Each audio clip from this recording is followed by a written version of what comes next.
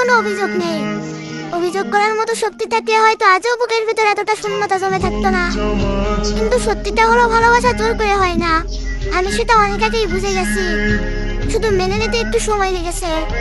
আমি জানি তুমি ইচ্ছে করে আমাকে কষ্ট দাওনি, তুমি তোমার মতো করেই বাঁচতে চেয়েছো, নিজের মতো করে সিদ্ধান্ত নিয়েছো। আর আমি চুপচাপ সব মেনে নিয়েছি। কারণ ভালোবাসা মানে তো দোষ খোঁজা না, ভালোবাসা মানে কাউকে নিজের মতো করে বেঁধে রাখা না। তবু ওই মেনে নেওয়ার প্রতিটা মুহূর্তে আমার ভিতরে ভিতরে কিছু একটা ভেঙে গেছে, শব্দ না করে।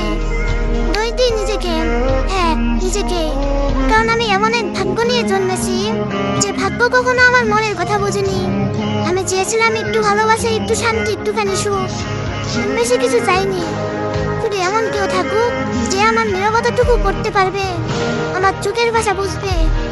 কিন্তু ভাগ্য বরাবরের মতোই আমাকে ভুল বুঝেছে। আমি যখন হাসতে চেয়েছি তখন জীবন আমাকে কাটিয়েছে। আমি যখন ভরসা রাখতে চেয়েছি তখন বাস্তবতা আমাকে একা করে দিয়েছে। আর যখন ভালোবাসতে চেয়েছি তখনই বুঝেছি সবাই ভালোবাসা পাওয়ার জন্য তৈরি হয় না। তোমাকে ভালোবেসে আমি ভুল করিনি, ভুলটা ছিল তোমার কাছে কিছু প্রত্যাশা করা। আমি ভেবেছিলাম একদিন তুমি বুঝবে আমার নীরব কষ্টগুলো, আমার জমে থাকা অভিমান, আমার না বলা কথাগুলো। কিন্তু কিছু মানুষ বোঝার জন্য আসে না, তারা আছে শুধু শিখিয়ে দিতে কিভাবে একা হয়ে যেতে হয়। আজ আর কান্না আসে না, কষ্ট আসে না, কিন্তু চোখে জল নেই। হয়তো অভ্যাস হয়ে গেছে, হয়তো ভেঙে পড়ার শক্তিটুকু আর নেই। তোমার চলে যাওয়াটা আমাকে শুধু একা করেনি, আমাকে বদলে দিয়েছে। আগে সেই বিশ্বাসী মানুষটা আর নেই। এখন আমি হাসি কিন্তু বিশ্বাস করি না, কথা বলি কিন্তু মন খুলে না। কারণ আমি জানি শেষ পর্যন্ত সবাই নিজের মতো করেই চলে যায়। তবুও তোমার প্রতি কোনো অভিযোগ নেই, শুধু একটা আফসোস আছে।